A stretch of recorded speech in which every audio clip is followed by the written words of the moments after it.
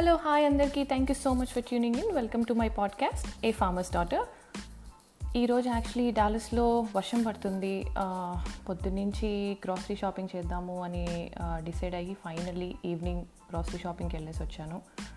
కానీ గ్రాసరీ షాపింగ్లో ఇవాళ నేను రియలైజ్ అయింది ఏంటంటే గోంగూర ఎంత ఎక్స్పెన్సివ్ ఉంటుంది అని యూఎస్ వచ్చేంత వరకు నాకు తెలియదండి.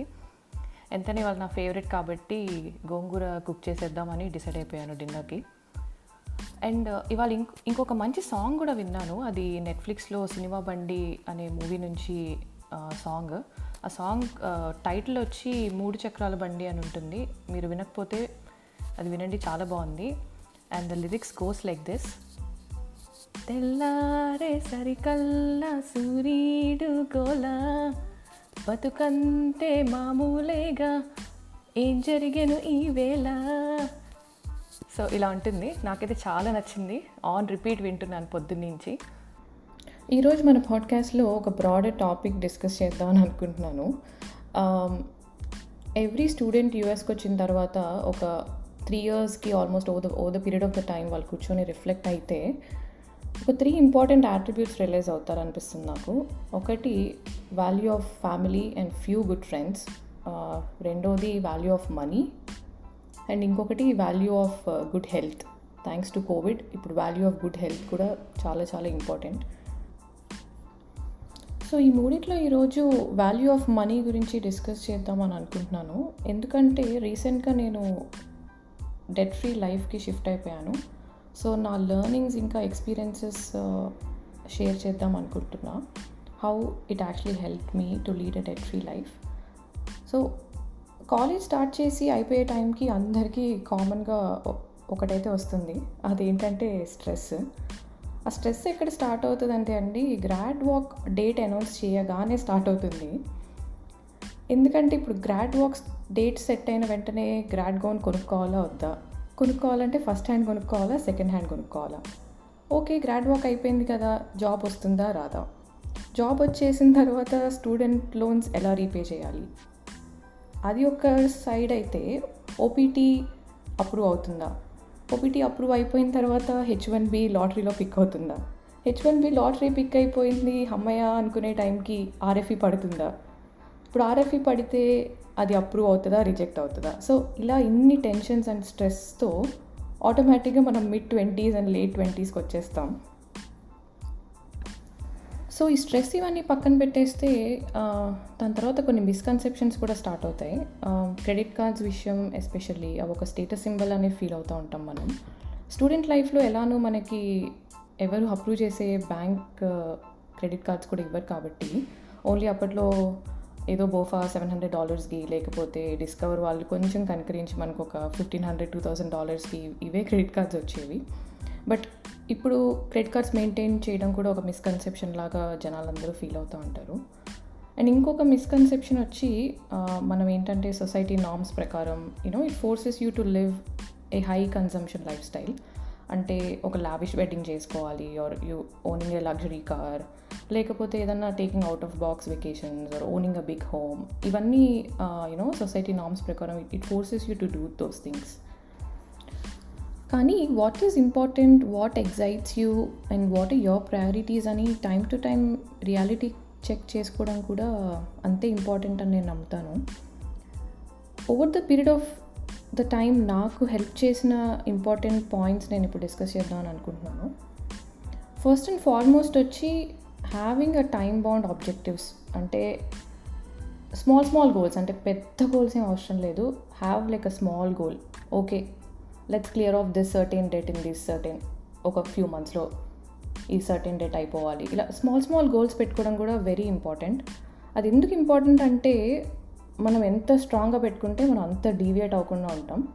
సో ఎవ్రీ టైం ఏదో ఒక అన్నోన్స్ రావచ్చు. సమ్టైమ్స్ అన్నోన్గా ఏదో ఒక దాని మీద స్పెండ్ చేయాల్సి వస్తుంది. దో స్టిల్ కమ్ అప్, కానీ still having an objective and making progress towards it is always the key. So time bound objectives పెట్టుకోండి.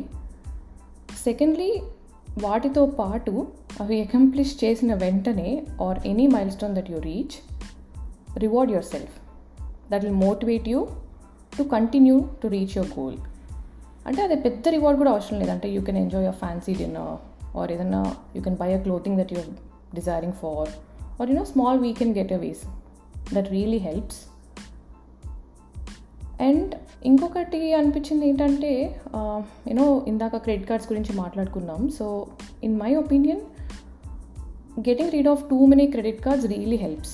ఎందుకంటే పర్సనలీ నా విషయంలో అవి మెయింటైన్ చేయడం చాలా టీడియస్ జాబ్ అనిపిస్తుంది. సో నేను మెయింటైన్ చేయడం కన్నా వాటిని క్యాన్సిల్ చేసేసి ప్రస్తుతానికి ఇప్పుడు ఒక్కటే ఉంచుకున్నాను. So some people may totally disagree with me.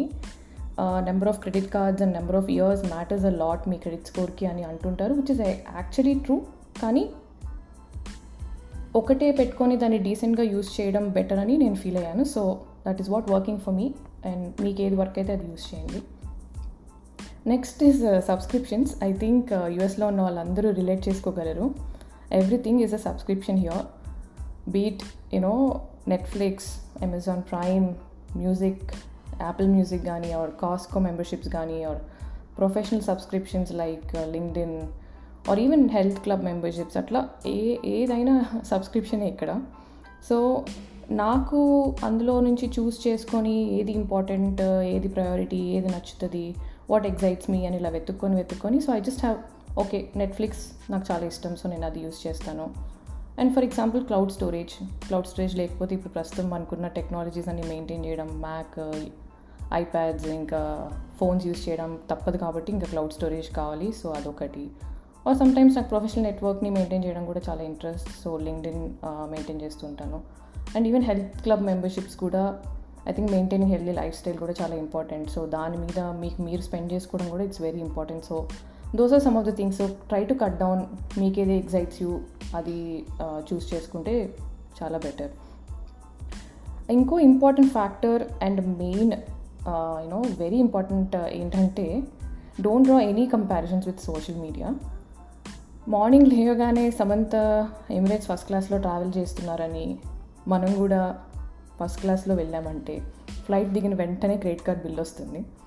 So నేనేం సోషల్ మీడియాకి ఇక్కడ అగెయిన్స్ట్ కాదు. నేను యాక్చువల్లీ చాలా యాక్టివ్ ఉంటాను సోషల్ మీడియాలో, and at the same time I do maintain a very social life. కానీ just don't draw comparisons between others అని అంటాను అంతే. దట్స్ వాట్ చెప్దాం అనుకుంటున్నా. నెక్స్ట్ వచ్చి what you enjoy the most. అంటే ఇప్పుడు ఫర్ ఎగ్జాంపుల్ నాకు కార్స్ అంటే ఇష్టం, సో కార్స్ అంటే ప్యాషన్ కూడా. సో దాని మీద ఫ్యూ ఎక్స్ట్రా బక్స్ స్పెండ్ చేస్తాను ఇప్పుడు నేను యాక్చువల్లీ. సో అది చేసినప్పుడు try to balance somewhere else. For example maybe eating out a lot తగ్గించవచ్చు. ఎవ్రీ అదర్ డే కాకుండా probably once in 2 weeks once in a week వెళ్తాం వల్ల కొంచెం at least you can balance somewhere else. So don't try to lose your passion, at the same time try to balance it. And having a wish list also helps. అంటే like some yearly goals మోటివేషన్కి help అవుతుంది. అంటే debts ఫాస్ట్గా clear చేస్తాం అనిపిస్తుంది నాకు. So for example okay this year I want to visit a different country, or take a euro trip, or take a backpack trip, or maybe for this year నేను solitaire కొనుక్కుందాం అనుకుంటున్నాను. So something like that. Just have a yearly goal that also helps you to keep yourself motivated. So అది కూడా one of the good point. ఇంకొకటి వచ్చి very important is being transparent with your partner and parents about all these financial matters is really important. So keep that in mind.